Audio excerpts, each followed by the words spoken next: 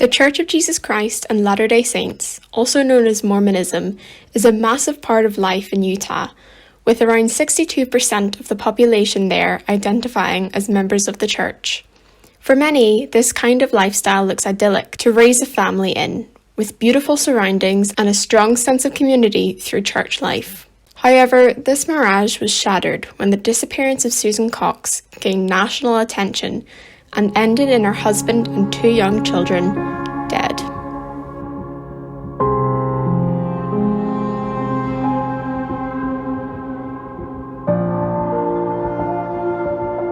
I'm a good dad. I work hard. I put my sons first. And my mom stayed at Dinosaur National Park. Your mom stayed there? This is really, I'm afraid for their lives.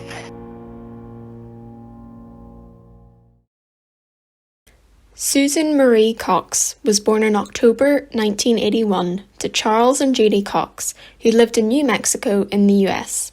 Her family briefly moved to Alaska before settling in Washington State, where she grew up. From all accounts, her childhood seemed pretty healthy, as she was surrounded by a loving family and had a strong faith as a member of the LDS Church. So much so that she attended an Institute of Religion course in Seattle, which is where she met Josh Powell. Joshua Powell was born in January 1976 to Stephen and Terica Powell in Washington State.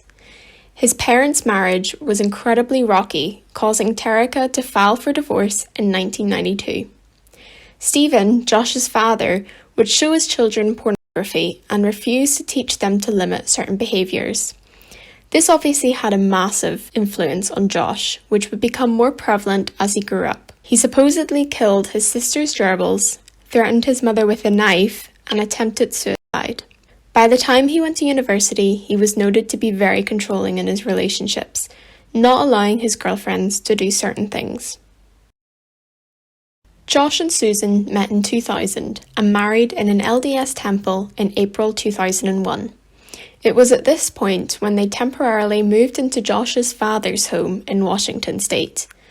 Things started to turn south very quickly though, as Stephen began to act inappropriately with Susan, doing things like taking photos of her body without her consent, watching her use the bathroom, and stealing her underwear. When he later made a move on her, Susan rejected him. Susan was very, very sexual with me. She was very flirtatious. I mean, I'm her father-in-law, and she would do a lot of things that I mean, she was just, she did it, I did. I mean, we interacted in a lot of sexual ways because Susan enjoys doing that. Do you think a part of you started falling in love with Susan? That's pretty likely, yeah. I mean, yeah, I would say so. And there's no question in my mind that the feelings were mutual. And her and Josh moved to Utah to avoid Stephen.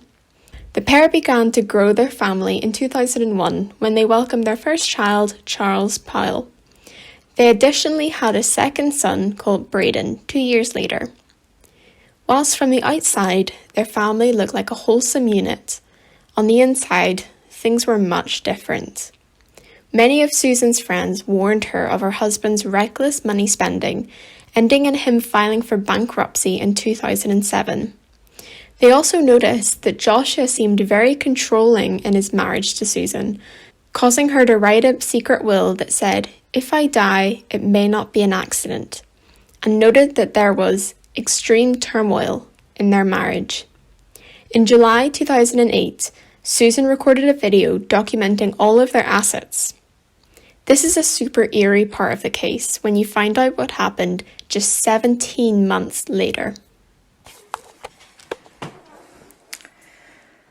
This is me. July 29th, 2008. It is 12:33 Mountain Time. Covering all my bases, making sure that if something happens to me or my family or all of us, that our assets are documented. Hope everything works out and we're all happy and live happily ever after as much as that's possible. Charlie, say hi. And we have 2 Samsung monitors This is Josh's computer, and there's some type of backup device and speakers. Josh locked this, but this is all of his files. See, locked. Of like, it says graphic design templates by stock layouts or something like that. And I had necklaces too. I don't know where those are. I just got in a rage, as you can see, and broke this. There's duds and pearls and opals in there. Broke this and threw all my DVDs and made a mess because he was angry at me. On the 7th of December 2009, Joshua's mother and sister found out that Charles and Braden hadn't been dropped off at daycare that morning, so they went to the family home. When they couldn't locate any member of the family there, they called 911 to report the Powell family is missing. The police arrived and broke into the house, but found nobody home, except for 2 fans blowing at a wet spot on the couch, almost like someone was trying to dry something. Josh Powell later arrived home that evening with the 2 boys, completely unharmed. When questioned as to where they were, Josh claimed that he had taken the boys camping overnight to Simpson Springs. However, that didn't account for where Susan was, as Josh claimed she had stayed behind at the house. Her identification and wallet were still in the home, but her mobile was weirdly in the family car that Josh and the 2 boys were in. Susan Cox Powell was now considered a missing person. Things started to not add up in Josh's story, however, as the police questioned why he would take his 2 young children camping in temperatures below freezing.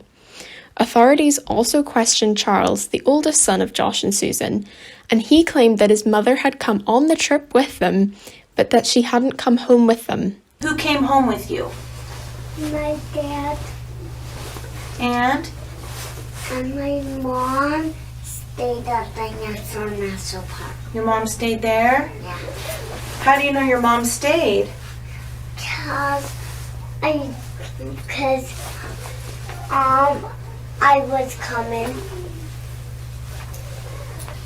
Because you were coming? Yeah. So your mom stayed at the park. Yeah. Where did she stay at the park? Do you know where? She stayed at the National Park. Do you know where at the park? No? No. My mom stayed where a crystals are. Where what are? Where crystals are. The crystals? Crystals? Yeah. Is that what you're saying? Crystals? Yeah. Your mom stayed where the crystals are? Yeah. Is that what you said? Yeah. Okay. Braden, the younger son, reportedly drew a picture of his family in their car and told his teacher that his mother was in the trunk. What looks even more suspicious is that Susan's family said Josh didn't help in much of the search for his wife and actually moved his children in with his father and siblings in Washington state less than a month later. A website was started called SusanPowell.org and claimed to be the official website in the search to find Susan.